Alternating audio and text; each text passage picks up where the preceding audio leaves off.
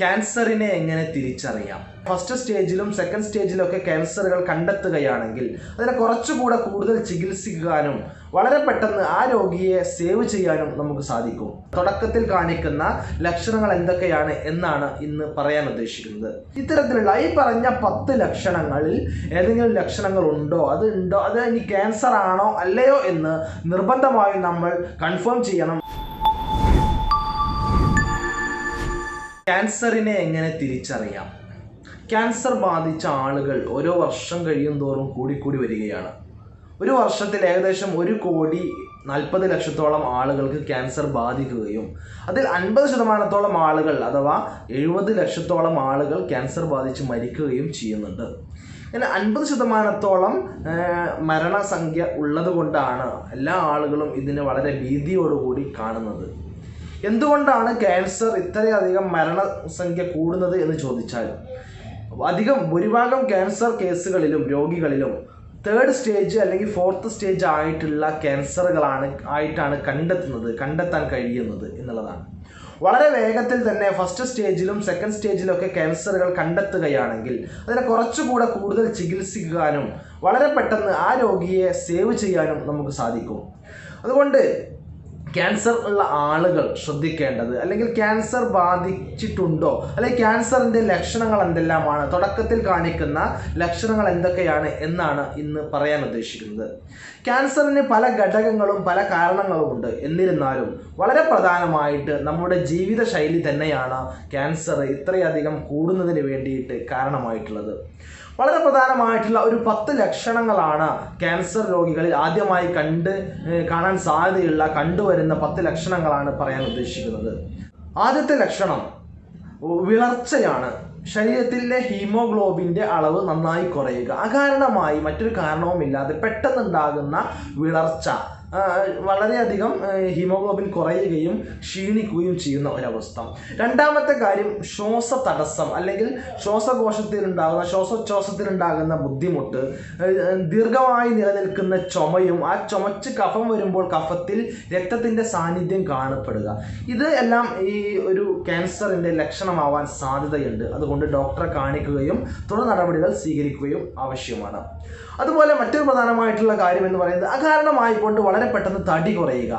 സാധാരണഗതിയിലുള്ള ഒരു മനുഷ്യൻ വളരെ പെട്ടെന്ന് മറ്റൊരു അസുഖങ്ങളോ കാരണമോ ഇല്ലാതെ വളരെ പെട്ടെന്ന് തടി കുറയുക, അത് കാരണം വളരെ ക്ഷീണിച്ച് ഒന്നും ചെയ്യാൻ കഴിയാത്തൊരവസ്ഥയിലേക്ക് അയാൾ മാറുകയാണെങ്കിൽ നമ്മളിത് ക്യാൻസർ ആണോ എന്ന് ഉറപ്പുവരുത്തുന്നതിന് വേണ്ടി ഡോക്ടറെ കാണണം, നിർദ്ദേശങ്ങൾ തേടേണ്ടതുണ്ട്.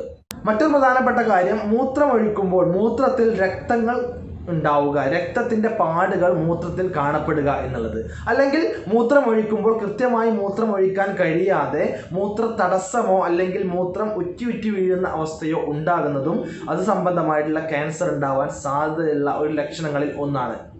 അതുപോലെ തന്നെ സ്തനാർബുദം, ബ്രസ്റ്റ് ക്യാൻസർ എന്ന് പറയുന്നത്, അതിലുണ്ടാകുന്നതാണ് സ്തനങ്ങളിൽ ഉണ്ടാകുന്ന മുഴകൾ. വളരെ പെട്ടെന്നോ അല്ലെങ്കിൽ വളരെ ചെറുതോ വലുതോ ആയിട്ടുള്ള മുഴകൾ കാണപ്പെടുക. സ്ത്രീകളാവുമ്പോൾ ഒരു 35 വയസ്സിന് മുകളിലുള്ള സ്ത്രീകളൊക്കെ ഇടയ്ക്കിടയ്ക്ക് സ്വന്തം സ്തനം എക്സാമിൻ ചെയ്യുകയും എവിടെയെങ്കിലും മുഴകളോ തടിപ്പുകളോ പാടുകളോ കാണപ്പെടുന്നുണ്ടെങ്കിൽ അല്ലെങ്കിൽ വേദനയോ മറ്റോ ഉണ്ടെങ്കിൽ ഡോക്ടറെ കാണിക്കുകയും അതില്ല എന്ന് ഉറപ്പുവരുത്തുകയും ചെയ്യേണ്ടത് നിർബന്ധമായിട്ടുള്ള ഒരു കാര്യമാണ്. അതുപോലെ മലദ്വാരത്തിൽ രക്തസ്രാവം ഉണ്ടാവുക, മലബന്ധം ഉണ്ടാവുക, അല്ലെങ്കിൽ കൃത്യമായിട്ട് മലം പോവാതിരിക്കുകയും അവിടെ ബ്ലീഡിങ് ഉണ്ടാവുകയും ചെയ്യുക. അത് തെറ്റിദ്ധാരണ പരമായി അത് ഹെമറോയിഡ്സ് ആണോ പൈൽസ് ആണോ എന്ന് തെറ്റിദ്ധരിക്കപ്പെടുകയും ക്യാൻസർ കണ്ടെത്താൻ വളരെ ലേറ്റ് ആവുകയും ചെയ്യാറുണ്ട്.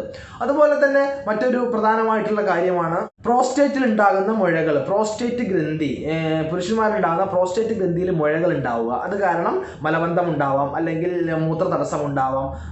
അത്തരത്തിലുള്ള ക്യാൻസറുകളും ഉണ്ടാവാൻ സാധ്യതയുണ്ട്. മറ്റൊന്നാണ് ആർത്തവ വിരാമമുള്ള സ്ത്രീകൾക്ക്, അഥവാ ആർത്തവം നിലച്ചു പോയ സ്ത്രീകളിൽ വീണ്ടും ആർത്തവം വരിക.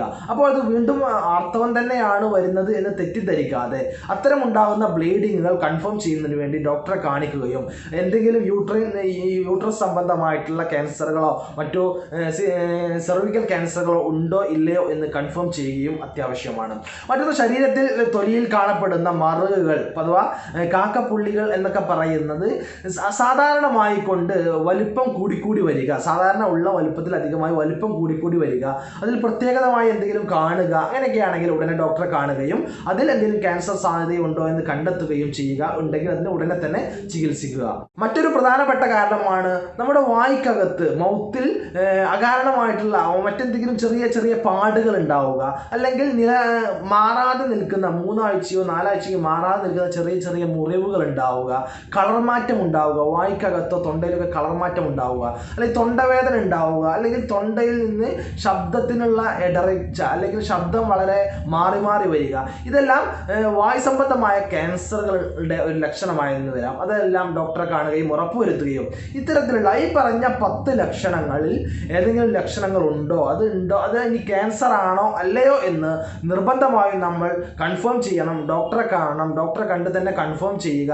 എന്നിട്ട് ഇത് ആവശ്യമാണെങ്കിൽ അതിന് കൃത്യമായിട്ടുള്ള ചികിത്സയും എടുക്കുകയാണെങ്കിൽ ക്യാൻസർ അതിൻ്റെ 3rd സ്റ്റേജിലേക്കും 4th സ്റ്റേജിലേക്കും പോകാതെ നമുക്ക് അതിൻ്റെ 1st സ്റ്റേജിലോ 2nd സ്റ്റേജിലോ തന്നെ അതിനെ പിടിച്ചു നിർത്താനും കൃത്യമായിട്ട് ചികിത്സിച്ച് പൂർണ്ണമായിട്ട് ഭേദമാക്കാനും കഴിയും. അതിനുള്ള ചികിത്സാ രീതികൾ ഇന്ന് ഒരുപാട് നമ്മുടെ നാട്ടിൽ ലഭ്യമാണ്.